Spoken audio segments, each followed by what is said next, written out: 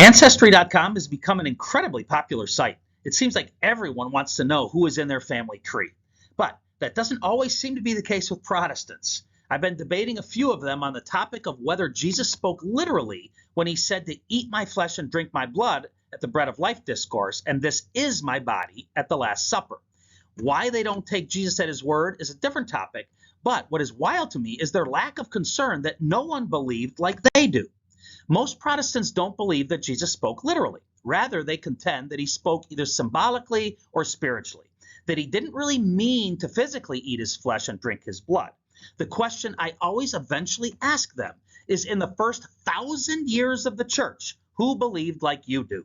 It would seem to be an easy question, right? I'm giving them 1,000 years, but they won't answer because they can't. Similar to Ancestry.com, if you were to ask them for a family tree, some, like Lutherans, would be able to go back to the 16th century when their founder went against what the church had always taught. But that's where their family tree comes to a stop. Others, like evangelicals, who believe Jesus spoke symbolically, would be able to trace their family tree, if I'm being generous, maybe to Zwingli again in the 16th century. So what happened to the truth for 1,500 years?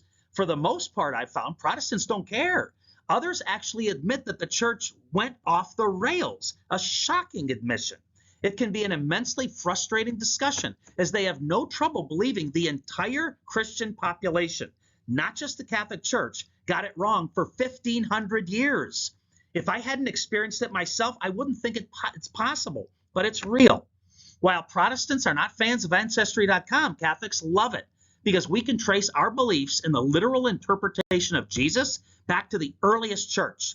And in every single century, you can either point to individual Christians or even church councils that clearly taught and believed that Jesus spoke literally. If you didn't think an anti-Catholic bias is real, just have a conversation about the Bread of Life discourse and the Last Supper with a Protestant and ask them, so who believed like you in the first 1,500 years of the church? And behold the dancing, the deflecting, and non-answers you will get. It's sad but true, but have the conversation anyway, because the seeds you plant might someday turn out to germinate into beautiful Catholic faith someday.